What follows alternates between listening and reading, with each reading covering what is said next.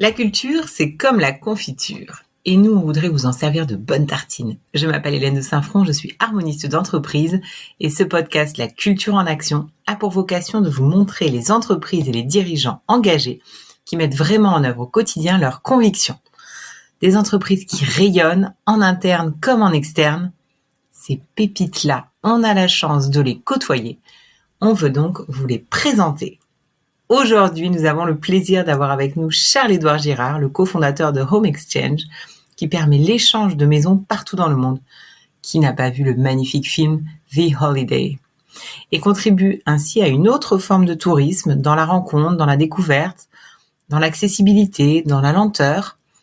Donc Charles-Édouard, on va imaginer qu'on est tous les deux dans une grande ferme en Auvergne, bien sûr disponible sur Home Exchange, avec un bol de lait local au chocolat, à regarder les paysages verdoyants dans un printemps qui est enfin arrivé.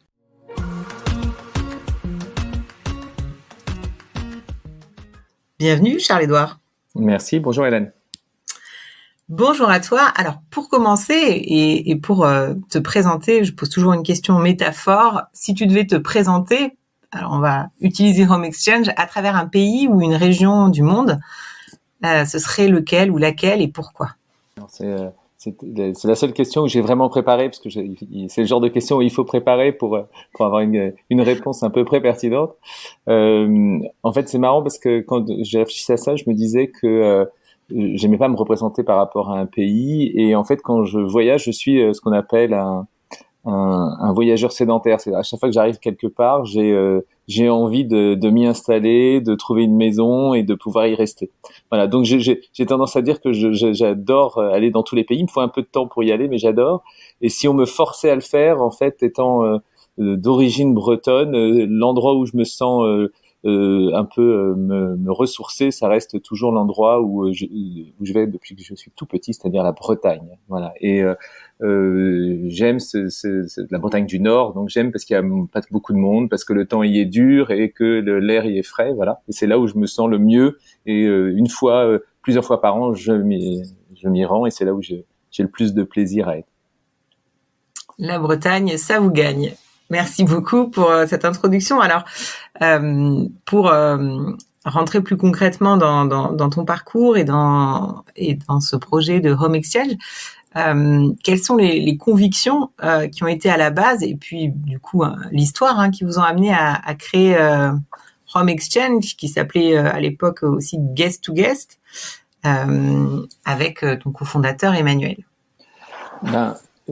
Pour donner historiquement ce qui s'est passé, c'est que Emmanuel était quelqu'un qui faisait de l'échange de maisons, qui en avait fait avec Home Exchange. Je raconterai brièvement ce qui s'est passé après pour Home Exchange, et qui trouvait que dans Home Exchange, il n'y avait pas exactement les bonnes façons de voyager, parce qu'il manquait plein d'éléments pour que ça soit facile à faire. Et donc quand je l'ai rencontré, moi je faisais pas du tout d'échange de maison, et c'est en faisant mon premier échange de maison avec Guest to Guest que je me suis rendu compte de ce que c'était, de l'apport. Pourquoi je ne le faisais pas? Sans doute parce que on m'en avait jamais parlé, ou j'avais jamais imaginé pouvoir faire ça. Et après le premier, on reste un petit peu, et c'est un peu le cas de beaucoup de gens, c'est-à-dire que un petit peu de peur au départ, et après on reste totalement convaincu. Ça devient quelque chose de totalement addictif, et on a après le premier échange, on ne pense que à chaque fois aller chercher des nouveaux échanges à chaque fois qu'on part. Et de temps en temps, au départ, on arrivait moins à trouver parce que la communauté est plus petite. Et maintenant que la communauté est grande, on trouve à chaque fois. Et alors justement, donc l'échange de maison, qui est une façon un peu différente de voyager. Qu'est-ce que ça représente pour vous? Pourquoi est-ce que c'est quelque chose qui vous semble important? Tu dis effectivement que c'est quelque chose d'addictif. Qu'est-ce qu'on y trouve finalement qu'on ne trouverait pas dans l'hôtellerie ou dans même Airbnb aujourd'hui? Ce qui est sûr, c'est que dans l'échange de maison, en fait, il y a 1 milliard de choses, différents de ça. Je dirais, si je voulais résumer en une chose, c'est la gratuité. Voilà, parce que en fait, la gratuité crée. Donc la gratuité, pourquoi je dis ça, c'est que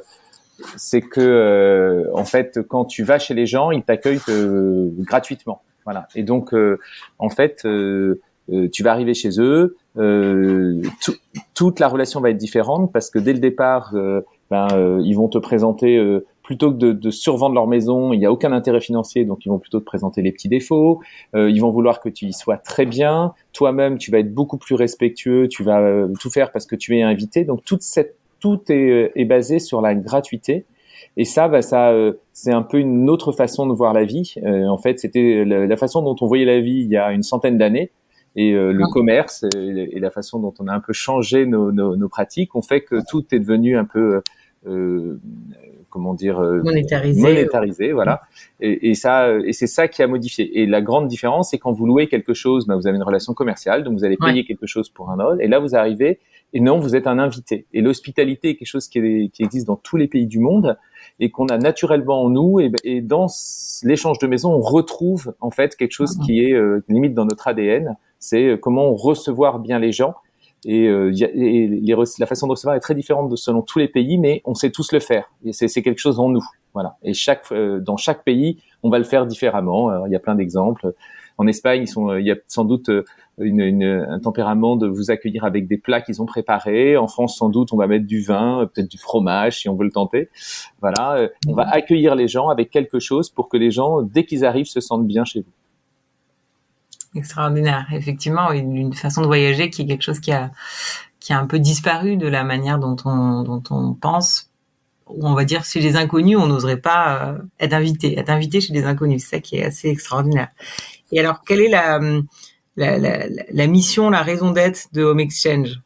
Alors historiquement, on avait une raison d'être alors qu'on donne souvent, qui était permettre à des millions de personnes à travers le monde de se loger gratuitement en toute confiance pendant leurs vacances. Ça, c'était la première mission qu'on avait définie. Et puis dans le temps, elle s'est un petit peu changée alors ça n'a pas beaucoup changé, mais on a un petit peu amélioré. Et là, on est un petit peu en phase de la refaire parce que depuis le départ, on voit une responsabilité un petit peu sociale, c'est-à-dire on voit que le fait que les gens se rencontrent change quelque chose, le fait que les gens soient très respectueux des lieux, de la nature, etc., change quelque chose. Donc, on est en train d'un petit peu de revoir parce que nos jeunes, parce que l'équipe a envie qu'on rajoute quelque chose de plus responsable, de plus humain.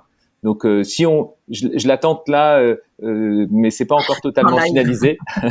Mais ça pourrait être quelque chose qui permette à tous d'être hébergés gratuitement partout dans le monde afin d'accéder à un voyage un peu plus responsable et humain. Voilà, ça serait. Mais elle n'est pas encore totalement validée, donc voilà. Mais ça serait ça si on voulait la refaire. D'accord. Et alors justement, sur cette notion un peu de responsabilité, quelle est votre vision du monde du tourisme, de comment il doit évoluer au-delà de cette notion de relation commerciale versus sens de l'hospitalité? Est-ce qu'il y a d'autres dimensions pour lesquelles vous vous engagez justement, ou quelles convictions vous voulez incarner sur ce que devrait être le tourisme, en particulier au niveau mondial? C'est quoi? Alors depuis longtemps, on croit à un tourisme un petit peu différent. Moi, ce que je crois, c'est que le tourisme, en fait, il y a 4 grands points qui le font changer aujourd'hui. C'est un tourisme. Ça veut pas dire que 100% des gens vont être comme ça, mais je pense que ça va aller vers ça. C'est un tourisme qu'on peut appeler un peu plus lent. C'est-à-dire qu'on va arrêter d'aller cocher des cases, de visiter 5 choses dans la journée pour être sûr d'avoir tout fait dans la ville. Il faut pouvoir aller dans Rome, flâner, rencontrer les gens, passer du temps, prendre un livre, s'asseoir quand on peut maintenant d'ailleurs, sur une terrasse. Donc ça, c'est vraiment cette lenteur et moi j'en suis persuadé, va prendre beaucoup plus de place. On va essayer de prendre un peu plus de temps avec les gens, voilà. Le deuxième point, c'est, on en parlait juste avant, c'est un peu de responsabilité, c'est-à-dire que les gens vont sans doute, quand ils vont aller quelque part, faire un peu plus attention, consommer sans doute peut-être un peu plus local, voilà, pour être, parce que c'est dans le sens de l'histoire, on fait de plus en plus attention, et donc dans le tourisme, ça va prendre sa place. Voilà. Le troisième point, c'est que en fait, contrairement à ce que l'on dit, le tourisme en fait n'est pas totalement accessible à tout le monde. En fait, c'est assez cher, et donc je crois que des solutions pour que le tourisme devienne de plus en plus accessible vont apparaître. En fait, il n'est pas et l'échange de maisons, contrairement à ce qu'on peut-être imagine les gens, c'est pas du tout réservé à un propriétaire. On peut être locataire et faire de l'échange. C'est pas du tout quelque chose qui se fait à l'autre bout du monde, donc où on prend un avion, mais c'est quelque chose qui peut se faire à 100 kilomètres dans une petite maison. Voilà, donc c'est quelque chose qui doit s'ouvrir sur beaucoup plus de personnes et que de plus en plus de gens puissent voyager. Voilà. Et le troisième point qui me semble pas le plus important, mais vraiment à pas oublier, c'est qu'il doit devenir plus inclusif. C'est-à-dire qu'aujourd'hui, on a tendance à oublier que quand on met, par exemple, quand on voit des publications avec les 10 plus beaux villages, en fait, on envoie des masses de personnes dans un petit village qui est pas du tout prêt à les recevoir, qui n'a rien demandé. Voilà. Ah, ça, c'est les 10 plus beaux villages. Voilà. Et en fait, quand on fait ça, ce qu'on crée, c'est qu'on crée une problématique très classique qui est une problématique de masse. On arrive, ça va détruire les lieux, ça va les abîmer, ça va créer un sentiment désagréable pour les populations. Et donc, je pense que le tourisme va devoir impliquer un peu plus les gens du local. On va devoir, plutôt que ça soit, j'entendais l'autre fois que le château de Versailles, c'est 90%, je crois, viennent de l'étranger qui le visitent, ou 80%, peut-être que je dis une bêtise. Ouais. Et en fait, ça, c'est pas normal. En fait, pourquoi ? Parce qu'en fait, ça fait que ça devient un lieu où il y a des volumes de personnes qui viennent à l'extérieur, qui n'ont pas forcément de lien avec les gens qui sont à côté. Et donc, ça devient une sorte de petit Disneyland, indépendamment de la beauté de l'endroit, pour touristes. Voilà. Et en fait, ça ne va pas. Il faut que, pour que le lieu soit agréable, il faut qu'il y ait pas autant, mais qu'il y ait une répartition entre du local et de l'international pour que le lieu soit vivable pour les gens, pour qu'ils y trouvent un intérêt, qu'ils aient envie d'accueillir, qu'ils aient envie de recevoir. D'accord, ouais. Donc effectivement, un tourisme plus lent où on savoure, un tourisme plus responsable, un tourisme plus accessible à la fois donc pour ceux qui partent et à la fois plus accessible aussi localement pour que les populations locales soient vraiment impliquées dans ce tourisme-là. Alors justement, comment est-ce que Home Exchange contribue à ces dimensions-là ou peut-être selon les projets que vous avez pourrait encore plus y contribuer à l'avenir? Alors là où sur les points que je donnais, donc on coche pas mal de cases, hein, c'est pour ça qu'on croit vraiment à l'avenir et c'est pour ça qu'on a quand même, par exemple nous l'année dernière, on en parlera sans doute peut-être après, mais sur le Covid, on a eu plutôt une pas mauvaise année. Sur la France, on a fait même plus d'échanges qu'en 2019, ce qui prouve qu'on répond à un besoin actuel. Ouais. Donc sur la lenteur du tourisme, en fait, c'est vrai que quand vous faites de l'échange de maison, vous n'êtes pas un hôtel, vous êtes obligé d'y rester un petit peu plus longtemps. Vous pouvez pas faire 2 jours. Si les gens veulent ça, ils ne le trouveront pas dans l'échange de maison. En fait, parce que les gens qui vous reçoivent, c'est pas des hôteliers, ils n'ont pas un système pour changer les draps. Donc ça pousse à aller vers un tourisme un petit peu plus lent. Quand on parlait de l'accessibilité, c'est vrai que l'abonnement sur Home Exchange c'est 130 € par an, et donc en fait ça permet à de nombreuses personnes de partir dans des très bonnes conditions et pour vraiment pas cher. Et le côté inclusif, on le voit au quotidien parce que en fait quand vous allez être reçu par des gens dans un échange de maison, vous allez aller faire vos courses à côté, vous allez manger, vous êtes dans une maison, donc vous allez vous nourrir, donc vous allez faire vos courses à côté, vous allez être conseillé par les personnes, vous allez parfois être accueilli par les voisins, vous allez peut-être nouer des relations avec les voisins, vous allez aller dans des lieux qu'on vous a conseillés. Donc en fait, au lieu d'être dans un pur tourisme de masse où vous arrivez avec votre guide, votre guide a été encore plus que local puisque c'est une personne qui vit habituellement et donc vous allez être dans cette partie de l'inclusivité, c'est-à-dire que vous allez vous inclure dans la population. Je ne crois pas qu'il y ait de meilleure façon de le faire. Voilà. Ouais. Et là où on doit un peu plus sans doute travailler, même si il y a une très très forte appétence pour ça, c'est dans la notion de responsabilité. En fait, les gens sont responsables au sens, ils vont jamais, comme vous êtes invité, vous allez faire très attention, voilà. Et il faut on travaille un petit peu plus parce que le tourisme en lui-même a beaucoup de travail à faire pour la responsabilité écologique, puisqu'en fait, c'est vrai que si vous prenez un avion et que vous allez à l'autre bout du monde, même pour une certaine période, c'est un coût écologique. Et donc là-dessus, on doit travailler sans doute pour aller vers de la lenteur, c'est-à-dire pour avoir un coût écologique qui est moindre, c'est-à-dire si vous plus aller passer une semaine à tel endroit à l'autre bout du monde, mais essayez d'y passer 2 semaines, 3 semaines, et dans ce cas-là, vous limitez un petit peu et comme ça, le coût, sans doute pour encourager toutes les personnes, et à créer dans cette communauté qui existe de l'échange de maisons, à être plus responsable dans ses pratiques, dans sa façon de consommer. Voilà, et ça, là-dessus, il y a un travail que tout le tourisme doit faire. Hein. C'est comment on rend notre marché plus responsable et on va dire moins polluant. Voilà, parce qu'on reste à travers le transport, hein, on reste une chose polluante.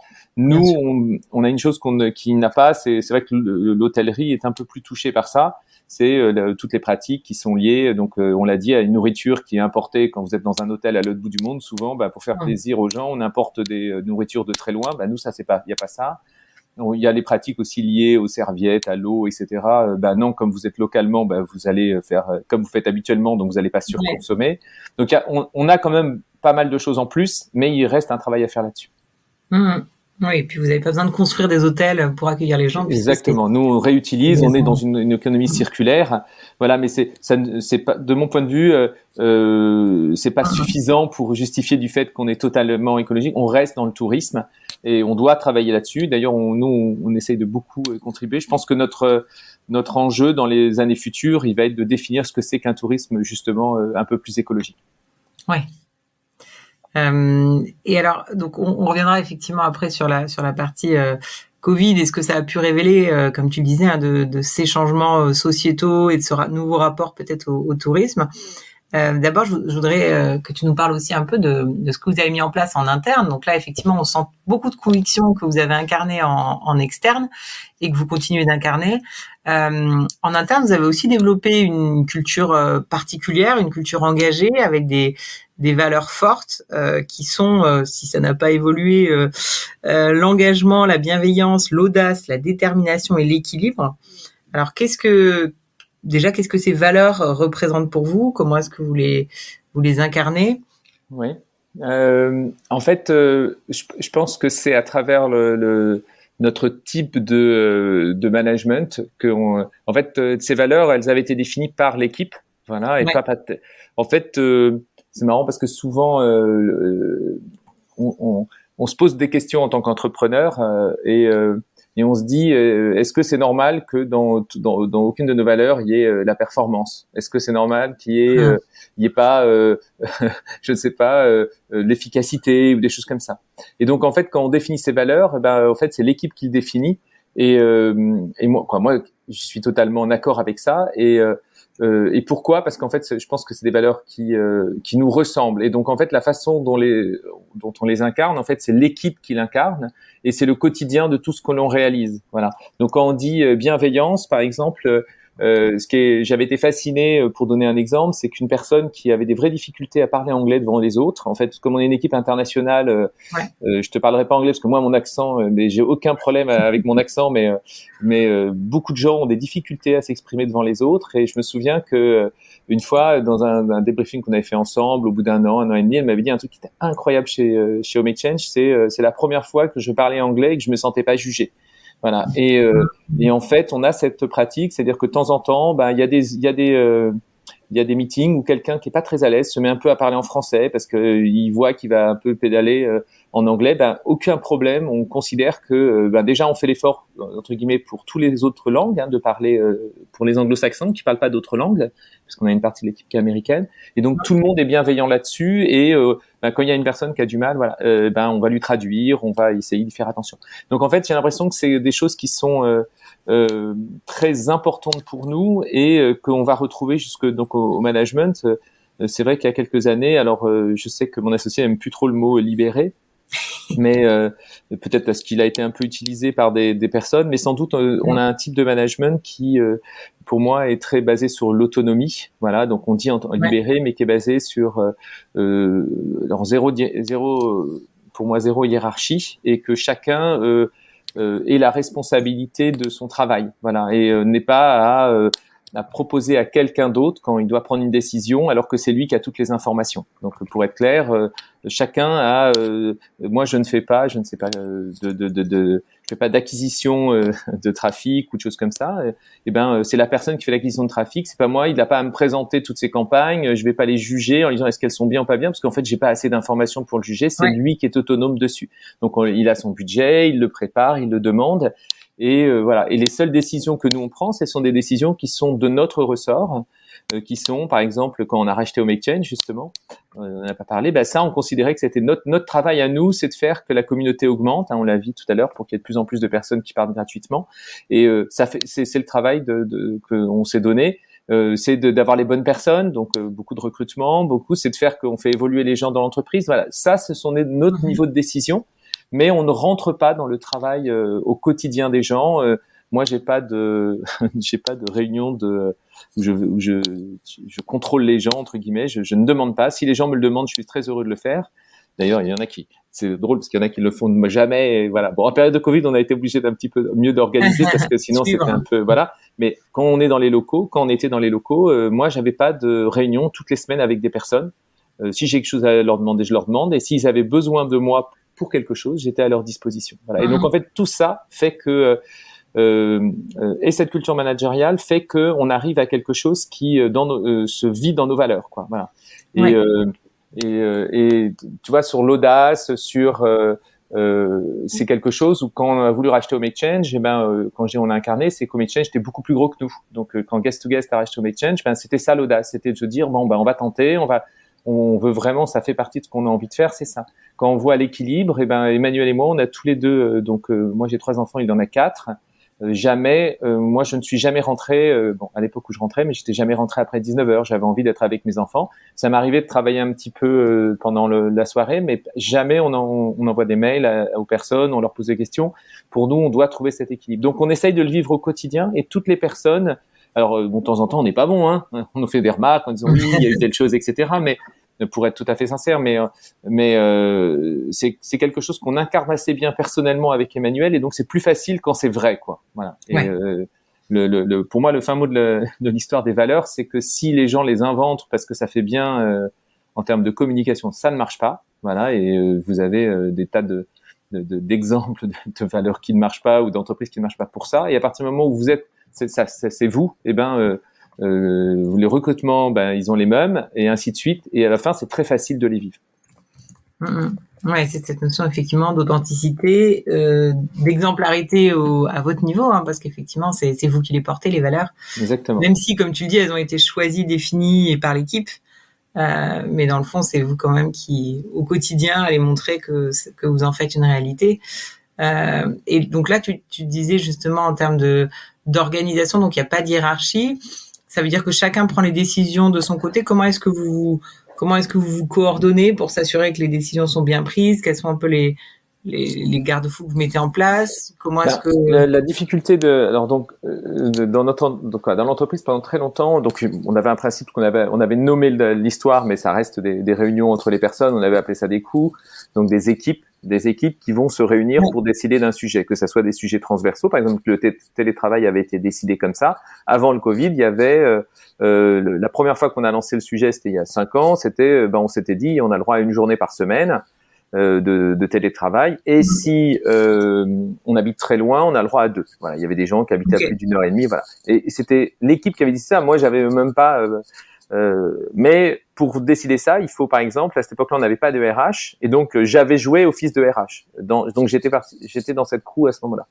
Mais j'avais pas du tout, on n'avait pas dit oui ou non. Hein, c'était l'équipe avait proposé ça, et ce qui était convenu, c'est que la décision reviendrait au crew comme ça. Et donc c'est vrai dans tous les systèmes.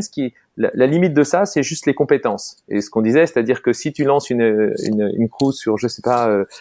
Sur le fait de pouvoir faire du 100% de télétravail, en fait, il faut des compétences qui sont comment on fait que les gens vont être bien chez eux, donc RH.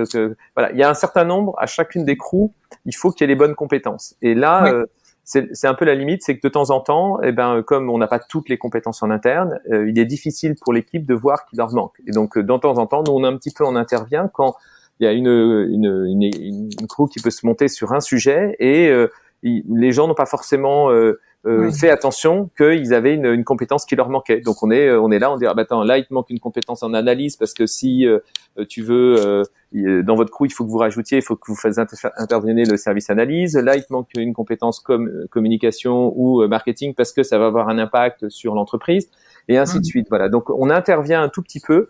et je pense que c'est un peu notre rôle, hein, c'est ce qu'on disait, chacun intervient dans son rôle pour que les décisions qui sont prises, pour qu'elles soient unanimes,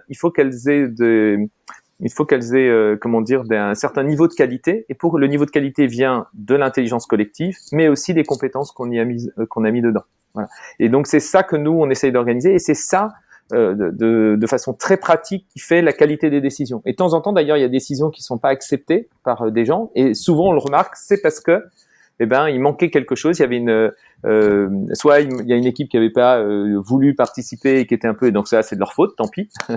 Ils avaient qu'à y participer. Soit c'est que en fait, on se rendait compte qu'il y avait des cas qui n'avaient pas été pris en compte parce qu'il manquait une expertise.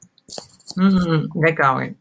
Et du coup, une fois, par contre, cette équipe a le pouvoir une fois qu'elle a pris cette décision, qu'elle soit à tout pouvoir, du coup, de la prendre et de la mettre en place. Exactement. Ok. Et alors concrètement, du coup, qu'est-ce que ça donne ce genre d'organisation libérée? Parce que justement, tu disais tout à l'heure, maintenant, le mot libéré, on en revient parce qu'il y a certaines entreprises qui se sont dites libérées, puis quelques années après, elles ont fait complètement marche arrière. Donc, vous, justement, qu'est-ce que ça donne, du coup, avec ces années de recul? Moi, je pense que c'est un peu ce qu'on disait tout à l'heure, c'est-à-dire qu'il y a des tendances de management, et donc les gens rentrent dedans alors que ça ne fait pas partie d'eux. En fait, nous, on l'avait mis en place, que c'est typiquement, moi, les trois choses auxquelles je crois, c'est que je supporte aucune hiérarchie personnellement, et donc je vois pas pourquoi je le ferais supporter aux autres. Moi, j'ai besoin d'énormément d'autonomie. En fait, je déteste qu'on juge mon travail. J'aime bien aller poser des questions. J'adore ça, mais indépendamment de la hiérarchie, je n'aime pas que quelqu'un, j'ai préparé un sujet, vienne me fasse un petit peu, comme si j'étais dans un comptoir de bar, me donne son avis alors qu'il n'a pas du tout réfléchi, alors que moi, ça fait 15 jours. Donc je conserve. J'ai toujours voulu ne pas faire ça aux gens. Et en fait, la troisième chose, c'est que les populations qu'on a actuelles, elles sont un peu comme moi, c'est-à-dire que les nouveaux recrutements, je parle les nouvelles personnes que l'on recrute, ont ce besoin d'être un petit peu des intrapreneurs, de se sentir investis, d'avoir une liberté, etc. Et donc, en fait, de façon RH, nous, ça s'est fait très naturellement pour ça. Voilà. Et donc, pour moi, c'est ça le côté, c'est que si au fond de toi, tu es très hiérarchique et que tu te mets à faire du libéré, en fait, ça ne marchera jamais. Parce qu'en fait, tu reviens naturellement, dès qu'il y a un sujet qui t'embête, tu reviens, tu as envie que ça soit toi qui décides. Donc, s'il y a une décision qui te convient pas du tout,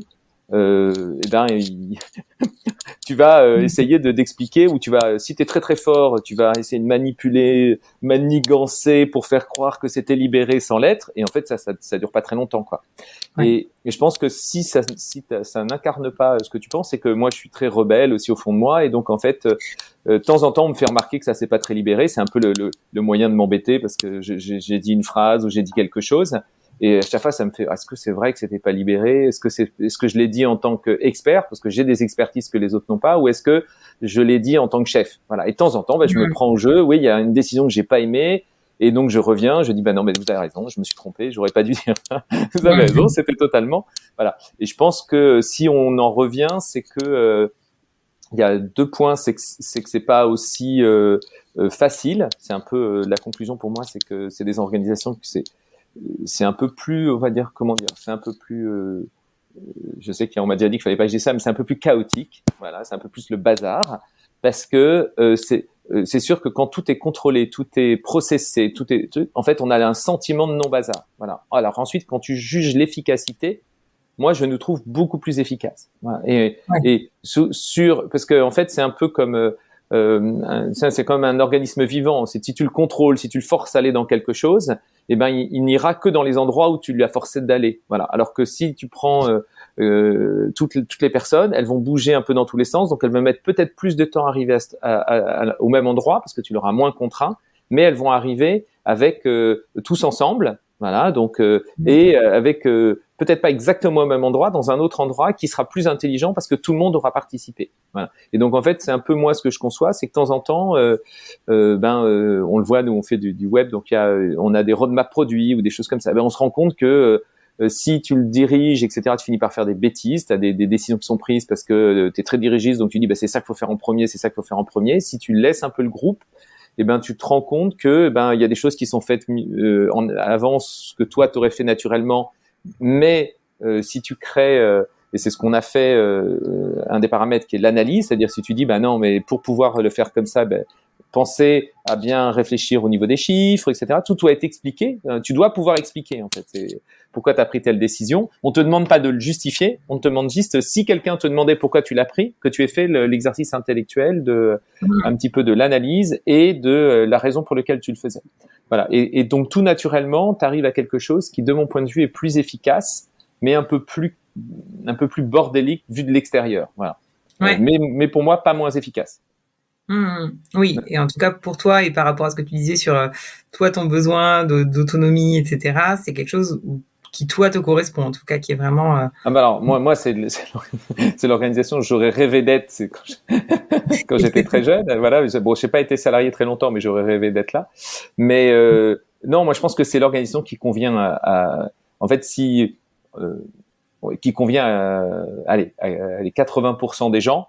Il y en a une partie qui arrive à se contraindre, donc voilà. Mais il y a un très bon livre, je crois, comment il s'appelle, qui s'appelle La vérité sur ce qui vous motive. Alors, qui l'a écrit, j'ai un doute, je retrouve plus le nom, mais qui est un petit bouquin que j'adore. J'ai un trou là de mémoire sur l'auteur, mais en fait, dans ce livre, ils expliquent pourquoi, en fait, ce que recherchent les gens, c'est plus tu contrains les gens, moins ils vont être performants, moins ils vont être bons. Et plus tu les laisses, tu leur donnes de l'autonomie, tu leur donnes de la liberté, et plus ils vont aller sur quelque chose d'intelligent. Voilà. Et typiquement, un des exemples le plus important, c'est d'essayer de créer un système, par exemple, de rémunération qui motive les gens. Donc tu leur dis, si tu fais telle chose, tu auras telle prime. Récompense. Et en fait, voilà, de récompense. Et en fait, quand tu récompenses les gens sur quelque chose, en fait, donc il l'explique très très bien dans le livre, et moi j'en suis persuadé. C'est Drive, c'est le livre, c'est The Surprising Truth About What Motivates Us, le livre de Daniel Pink. Ouais, exactement. Et c'est un livre anglais à la base. Je pense que c'était français, tu vois. Ouais, il s'appelle Daniel, mais non, c'est français, c'est anglais. Voilà, exactement, tout à fait. Donc je l'ai lu en français. Je savais pas qu'il était anglais, tu vois. Donc je l'ai lu en français. Et sur la vérité sur ce qui se motive en français de Daniel Pink. Voilà, exactement.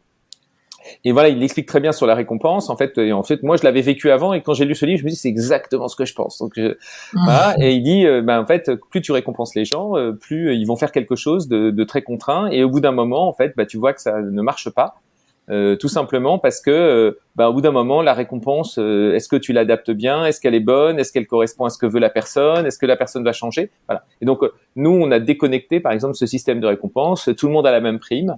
Alors de temps en temps, c'est un peu décrié parce qu'il y a des endroits où, comme on a des gens en Croatie, en France, en Espagne, aux États-Unis, il peut y avoir des différences de niveau de vie. Donc il y a des gens qui disent oui, mais la prime aux États-Unis, elle est moins importante proportionnellement à leur niveau de vie qu'en Croatie. Eh ben tant pis. En fait, oui, mais c'est comme ça. Voilà, et ça permet à tout le monde donc de se sentir aussi important dans l'entreprise. Et le système, par exemple, d'augmentation, on essaye d'avoir un petit algorithme qui évite que tu fasses des efforts sur quelque chose juste parce que tu as un chef qui te demande de faire des efforts sur cette chose. Voilà. Et pour moi, c'est la réussite dans une entreprise, il faut arriver alors c'est pas parfait, parce qu'il y a encore plein de choses à améliorer, mais il faut arriver à éviter que les gens fassent des choses pour faire plaisir à d'autres, mais fassent des choses parce qu'ils pensent que c'est bien pour l'entreprise, un peu pour eux. Et c'est le pour eux qui peut poser problème de temps en temps, qui crée des biais, parce qu'il y a des gens qui vont, en tout cas, on imagine qu'il y a des gens qui créent que des choses pour eux. Moi, en fait, je pense que quand on met les gens dans des bonnes ondes, en fait, le côté un peu partagé, c'est-à-dire quand vous êtes avec des collègues que vous aimez, quand tout se passe bien avec vos collègues, en fait, vous ne faites pas que des choses que pour vous, ça n'existe pas. Je pense on est tous, on fait des choses pour nous aussi, mais vous allez être très attentif à ce que vos collègues vivent, donc vous allez faire attention, et ça s'équilibre, voilà. Mais en tout cas, vous ne le faites pas parce que quelqu'un vous l'a demandé, vous le faites parce que vous pensez que c'est bien. Ouais, c'est vraiment cultiver et permettre un environnement où la motivation est vraiment de la motivation intrinsèque et pas du tout un circuit de je le fais parce que on me l'a demandé ou parce que j'espère en obtenir quelque chose. Et effectivement, c'est cette motivation qui fait sauter du lit le matin. Exactement. Et du coup, donne de l'énergie au quotidien. Alors, un peu, justement, cette culture qui est quand même très particulière. Donc, tu dis qu'effectivement, pour les nouvelles recrues, c'est particulièrement adapté. Ça, effectivement, je Je pense vraiment qu'on a une génération qui aujourd'hui est vraiment en recherche de ce style de management qui, comme tu dis, en fait, est adapté aussi tout simplement un peu à l'être humain et sa nature profonde, qui a juste envie de contribuer et qu'on le laisse pouvoir contribuer comme il l'entend. Vous avez fait l'acquisition, tu as dit tout à l'heure, de Home Exchange, qui était votre principal concurrent et plus grand que vous. Comment est-ce que ça s'est passé justement en termes d'intégration? J'imagine que ça n'avait pas exactement les mêmes façons de fonctionner. Est-ce que du coup vous avez réussi à mettre en place le même type de fonctionnement avec eux? Comment est-ce que ça se passe, cette intégration culturelle justement? Je pense que c'est là où on avait une intégration culturelle. En fait, c'était une boîte américaine. Voilà, avec il y avait pas mal d'Européens, mais avec une culture très américaine et un peu paternaliste, puisque en fait les patrons étaient assez âgés et avaient développé cette culture du paternalisme pur où le grand chef décide.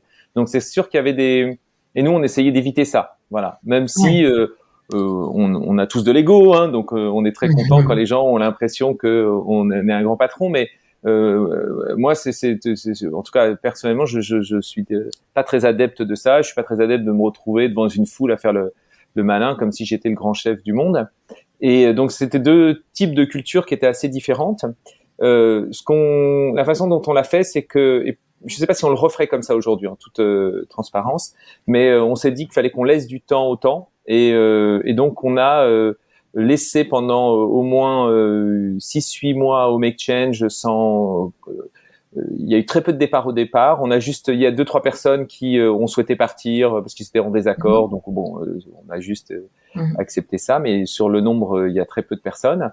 Et en fait, ça s'est fait extrêmement progressivement, le départ des personnes et l'intégration. Et en fait, ce qui est marrant, c'est qu'un an plus tard, je crois qu'on a compté le nombre de personnes de Home Exchange, le nombre de personnes de Guest to Guest et les gens qui étaient arrivés après.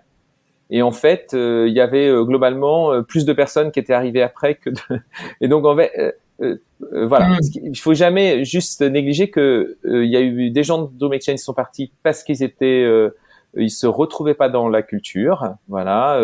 Et ça, c'est toujours pareil. Il y a eu des gens de Guest to Guest qui sont partis parce qu'ils se retrouvaient pas dans le fait de ce projet commun. Voilà. Ouais. Moi, je trouve que c'est pas une difficulté. On a toujours des gens et de Guest to Guest historiquement et de Home Exchange. Il y en a de moins en moins de Guest to Guest, il y en a de moins en moins de Home Exchange, et on a recréé. C'est aussi la vie des entreprises, c'est-à-dire que quand quelqu'un, c'était en 2017, donc tu vois, on va arriver, ça fait 4 ans. Donc ça veut dire que les gens, par exemple, de Guest to Guest et Home Exchange, ça fait plus de 5 ans qu'ils étaient dans l'entreprise. Et en fait, nous, on se rend compte que les vies dans les entreprises, quand tu dépasses les 4, 5, 6 ans, c'est difficile de garder quelqu'un 5-6 ans, et je suis pas sûr que ça soit forcément hyper bien pour lui, sauf s'il arrive à trouver un parcours exceptionnel. Or, il y a des startups comme la nôtre dans lequel tout le monde ne trouve pas l'évolution qu'il souhaiterait, et donc je trouve ça assez logique, voilà. Et à la fin, on a une culture qui est un petit peu commune, on a recréé ça. On a besoin de le refaire après le Covid. Voilà, je pense que c'est pas anodin, parce que même si on est par exemple une grande culture du télétravail, on voit qu'aujourd'hui on a pris tous des habitudes, et on est moi tu vois, je suis de chez moi là, et on est tous quasiment à 100% du temps, voilà, à distance, même si on a laissé les bureaux ouverts pour les gens qui avaient des moins bonnes conditions de travail. Donc on a besoin de recréer ça et rediscuter. On se demande si on garde nos bureaux, tu vois. On a vraiment quelque chose, et il faut qu'on le refasse en groupe. Voilà, c'est pas nous qui allons décider de ça, comme je vous disais tout à l'heure. Donc il faut qu'on retravaille en groupe pour savoir comment on prépare sur ce sujet-là, et qu'on réinvente. Et ça, je pense qu'il faut régulièrement le faire à partir du moment où il y a une partie de nouvelles personnes. Il faut recréer cette culture, ça change des choses, le fait qu'il y ait une dizaine ou une vingtaine de nouvelles personnes, qu'il y en ait qui partent, voilà. Et c'est bien. Moi, je trouve que ça fait partie de la vie. Oui. C'est hyper. Moi, j'adore quand il y a plein de gens qui arrivent, et quand il y a des gens qui partent, on se quitte. Franchement, je crois qu'il y a très peu de gens avec lesquels on s'est quitté en mauvais termes. Peut-être une ou deux dans toute et en fait, je trouve ça hyper normal. Voilà, il y a des départs, et ça fait partie de l'histoire. Oui, c'est ça. Tu parlais justement de l'organisme vivant. Voilà, un organisme vivant, ça se renouvelle en permanence, ça se réinvente. C'est ça. C'est justement, c'est pas statique. C'est quelque chose qui évolue, qui grandit, qui perd, qui gagne, etc. Et alors là, tu étais en train de parler du Covid, justement, pour revenir un petit peu là-dessus. Alors justement, à la fois d'un point de vue business et dans votre organisation, en quoi les convictions que vous aviez te semblent avoir aidé. Donc tu dis que par rapport à d'autres acteurs du tourisme, vous avez entre guillemets été un peu moins touché, même si vous l'avez certainement été par cette période. Voilà, en quoi est-ce que vos convictions ont pu vous servir, que ce soit en interne ou à l'extérieur, pour mieux traverser cette période? En fait, c'est marrant, c'est que ce qui nous a plus remis en question, c'est le premier confinement. Ouais. Et que pour notre capacité à travailler en télétravail, en fait, du jour au lendemain, on a vu notre capacité à laisser de l'autonomie aux gens, en fait, fait que le premier confinement, en fait, s'est fait très naturellement. En une journée, on était tous chez nous et il n'y a eu aucune difficulté à travailler comme ça. Voilà. Ouais. Ce qu'on a essayé de faire pendant le premier confinement, en revanche, c'est qu'il y avait tellement d'incertitudes, de doutes, d'incompréhension, de choses, qu'il a fallu recréer une nouvelle façon de voir les choses. Donc, par exemple, est-ce que on avait une perte d'activité, hein, tous nos échanges ont été annulés, évidemment, en mai, surtout en France, en Espagne, en Italie, c'était très difficile, même aux États-Unis, ça a été un petit peu à taux. Qu'est-ce qu'on fait pendant cette période-là? Voilà. Et par exemple, est-ce qu'on met décision typiquement de patron, entre guillemets, c'est est-ce que tu mets les gens en chômage partiel? Donc très rapidement, un peu en discutant dans le partage, il y avait une partie des gens qui avaient moins de travail, donc on va dire peut-être en marketing, parce que tu fais pas d'acquisition par exemple pendant ces périodes-là. Et quand on réfléchissait avec eux, il y avait plein de chantiers qu'on avait voulu faire. Et donc très rapidement, en fait, on a décidé, et on l'a jamais fait personne n'a jamais été au chômage partiel pendant cette période, parce qu'on avait plein de chantiers, et l'équipe, en fait, se sentait, quand on a discuté, on se sentait pas que il y avait des gens qui étaient d'accord pour qu'il y ait 3 personnes de l'équipe, quoi. Tu vois, il y avait cette décision. Donc naturellement, prendre une décision entre guillemets, qui est de dire faire ça alors que personne ne le veut, voilà. Donc naturellement, en fait, on a mis personne et on s'est remis à travailler. Ce qu'on a vraiment changé, c'est juste qu'on a accéléré les chantiers. Par exemple, c'est-à-dire qu'on avait des chantiers qui devaient durer, tu vois, entre 10 et 15 jours, alors qu'on a donné beaucoup de rythme, voilà. On a organisé plein de choses pour que les gens se voient, parce qu'au début, on n'était pas organisé pour se voir comme ça. Donc deuxième truc, on a créé des moments de vie pour le réaliser, voilà. Et on s'est beaucoup appuyé sur l'équipe. C'est l'équipe qui a organisé tout ça pour que il y ait des communications régulières, des petits jeux, des petites choses comme ça. C'est pas nous qui l'avons fait, hein, c'est vraiment tout le monde a fait ça. Ils ressentaient le besoin. Voilà. Ça c'est le premier confinement, ce qui fait qu'à la fin, dès qu'il y a eu la reprise, on s'est tous mis en se disant et on a eu une très forte reprise dans les pays où il y avait de la reprise, c'est-à-dire la France par exemple. Et on a fait un plus bel été que 2019 grâce à ça. Wow. Voilà. Et donc, en revanche, le deuxième confinement et le troisième sont vécus un peu plus. Je pense que c'est peut-être vrai pour tout le monde, hein, mais ça a été vécu un peu différemment. C'est-à-dire qu'on sait faire, c'est-à-dire qu'on savait, mais on n'a pas vraiment changé. On a juste orienté globalement. On a fait deux sur la partie, par exemple, produits, dev, etc. On a un peu organisé pour avoir 2 très gros projets, pour commencer quelque chose à un moment et le finir à la fin du confinement, tu vois, pour donner un sorte de truc, un début et une fin de ce truc-là. On savait pas exactement quand, mais on s'en doutait, pour que à la fin ça soit fini, quoi, tu vois, ça soit derrière nous. Et on avait eu l'impression de vraiment avoir fait avancer les choses pendant chacun de ces confinements. Et c'est ce qu'on a fait les 2 fois, ce qui a plutôt bien marché. Sur le marketing, c'était un peu plus dur, en toute honnêteté, parce que t'as 4 mois où tu sais que t'as 4 semaines dans lesquelles tu sais qu'il va pas se passer grand-chose. Donc on préparait, donc ça c'était un petit peu plus dur. Mais dans la globalité, on a, tu vois, sur la totalité des personnes, on a eu quasiment, je dirais, on a eu quelques départs et qui sont liés à ça.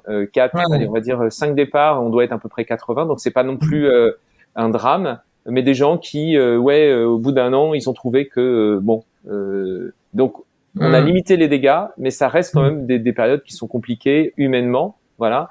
Et moi, je suis assez hyper fier, quoi. Je sais pas si on peut dire ça, c'est un peu paternaliste, mais j'ai été assez impressionné, en tout cas, par l'équipe, de sa capacité à trouver les bonnes solutions. Et c'est là où je trouve que notre organisation a été un succès. Voilà. C'est que je pense que j'aurais été très, très hiérarchique, ça aurait été beaucoup plus complexe.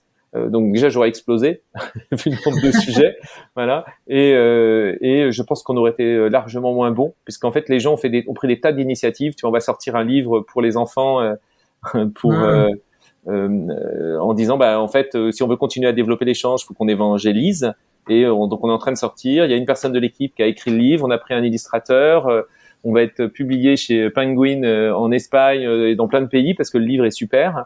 Ouais. Et tu vois, en fait, c'est le genre de projet qui est sorti parce que les gens avaient envie de continuer à développer l'échange, que l'immédiateté n'était pas possible, donc on a créé un temps long. Voilà. Et donc ça en ressort. Voilà. Et donc typiquement, un exemple de projet qui fait que moi je trouve ça impressionnant et que ce type de structure, de réaction, d'organisation fait qu'on arrive à être beaucoup plus agile dans ces cas-là. Ouais. Et comme tu le dis, du coup, que vous avez été moins touché puisque vous avez fait, en tout cas en France, vous avez fait une année qui était aussi bonne que 2019 et au total, on a fait un peu moins, mais par exemple, on n'a pas du tout perdu d'argent. Ouais, ça c'est extraordinaire. Voilà. Et dans le tourisme, ouais, c'est pas mal, quoi.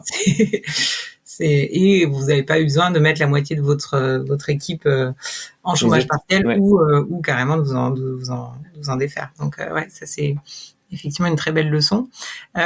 Pour terminer, parce que je vois le temps qui file, je voudrais en conclusion élargir un peu cette notion de conviction que vous incarnez à fond en interne et que vous incarnez aussi justement à l'extérieur. Donc comme Etienne, vous faites partie justement avec votre développement quand même assez impressionnant des années précédentes de ce qu'on appelle le Next 40, hein, les jeunes pépites prometteuses françaises. Et en particulier, vous faites partie des entreprises parmi le Next 40 qui sont engagées et qui appellent les autres entreprises à endosser cette responsabilité, hein, ces convictions et cette idée que l'entreprise doit avoir un impact positif sur la société. Donc, quel est, selon toi, un peu le nouveau rôle qu'une entreprise doit jouer? Comment tu vois un peu cette tendance évoluer et pourquoi, justement, avoir répondu à cet appel? En fait, nous, je reviens un petit peu à l'authenticité. Moi, j'ai le sentiment que ce qui va se passer dans les années à venir, c'est que soit tu crois à ça, voilà. Déjà, il va falloir que les gens, il se trouve que moi j'ai une 50aine d'années, il va falloir qu'on reconnaisse que ce qui est en train de se passer, on a une part de responsabilité. Et donc en fait, si tu nies, tu vois, si tu dis c'était mes parents ou c'était mes grands-parents, en fait déjà t'es moins bon dans ton approche parce que oui, c'est un peu, on nous avait prévenu il y a 20 ans, etc. Il faut l'accepter. On l'a peut-être pas entendu, on l'a peut-être pas vu, mais je pense que ça fait partie de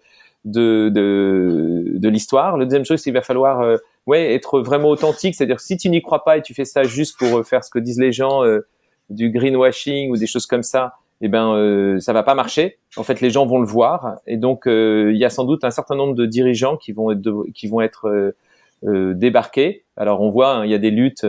Pour l'instant, on a l'impression que c'est l'inverse, c'est-à-dire que le monde de la finance a tendance à refuser que les gens deviennent responsables. Mais je pense que très rapidement, on le voit apparaître. Il y a de plus en plus, par exemple, des fonds.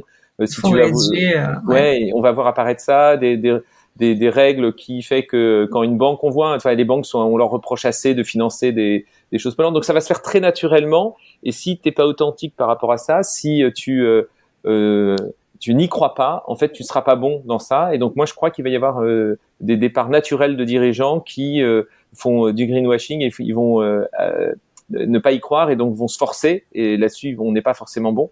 Et parce que ça va venir des équipes, ça va venir des gens, ça va venir de tout. Donc, pour moi, cette responsabilité des entreprises va se faire très naturellement. Ce que je pense, c'est que les nouveaux, même si faut pas généraliser, mais les plus jeunes vont l'être. Voilà. L'inquiétude que j'ai, c'est que là-dessus, on mélange deux choses. C'est que moi, je suis très modéré dans mon approche, et qu'il y ait des entreprises et avec des gens qui travaillent, des choses comme ça, qui du jour au lendemain, soit bannis, soit enlevés, alors que on peut arriver à faire changer les choses sans créer tous ces cataclysmes. Et moi, je suis assez modéré dans mes approches. Je trouve que la discussion, le fait de partager avec les personnes peut faire évoluer, et les gens diront pas assez vite. Moi, je crois que ça peut se faire très rapidement. le fait de boycotter un produit, c'est bien. Le fait de boycotter une entreprise qui vend ce produit, c'est pas bien. Voilà.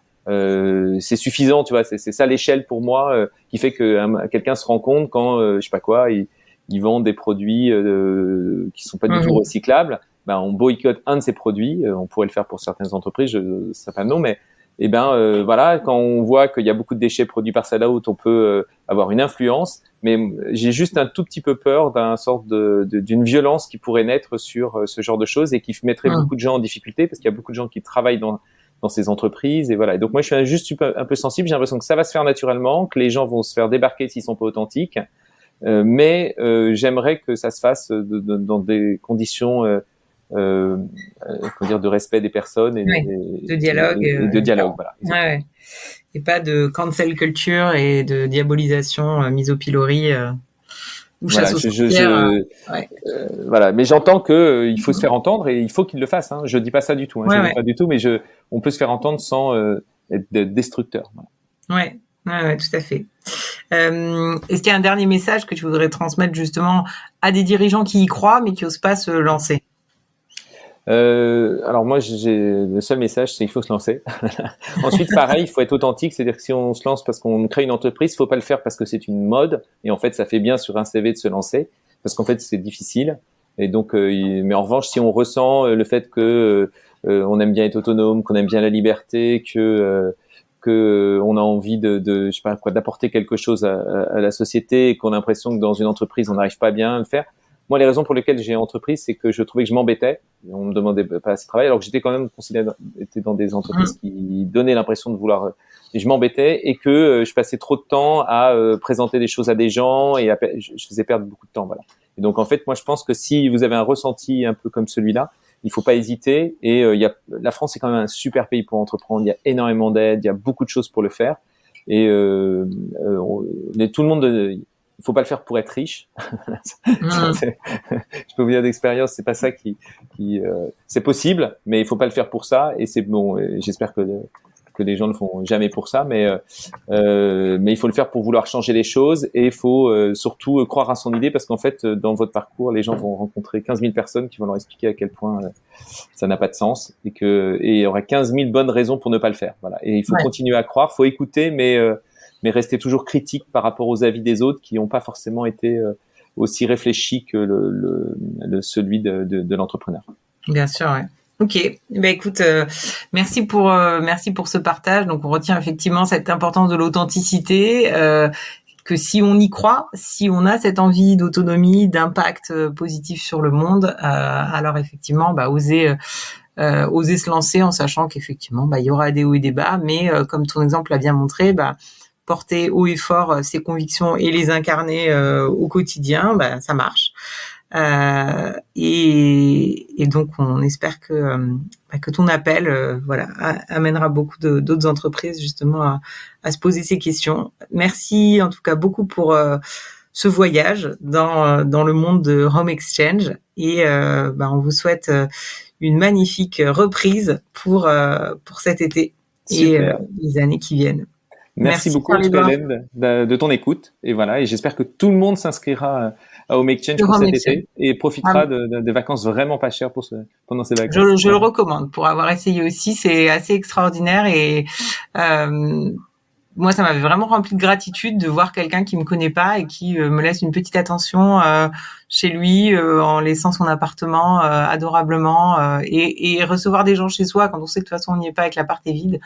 C'est vrai que ça a beaucoup de sens. C'est comme recevoir la cousine d'une amie. Voilà, c'est cette confiance et ce lien que ça crée. Je recommande à tous de tenter l'expérience. Bon, merci beaucoup en tout cas pour ton soutien. À bientôt. Merci Charles-Édouard. À bientôt.